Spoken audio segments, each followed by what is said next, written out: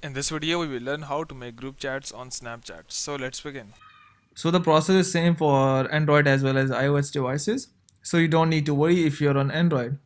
So first make sure that you are connected with the internet, and once connected with the internet, simply go and open your Snapchat app. Like here we go.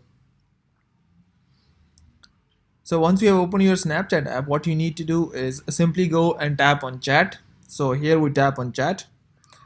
Now you need to tap on this chat icon at the right top corner. So you can see a pencil and a chat icon at the right top corner. Tap on this. Now you can see new group. So tap on new group.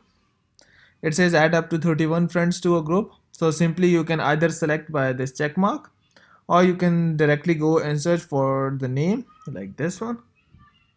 Once you have selected a multiple number of people to a group, just go and tap on create group. So once you have created group, at the top you can see group name. That is in the shaded thing. So tap on this, and here you can add the group name. So once you have added it, tap on done. So now you can see the group has been created, and plus its name has been set. So hope it has helped you in creating a group chat on Snapchat. But before you go, please like, subscribe and share. Thank you.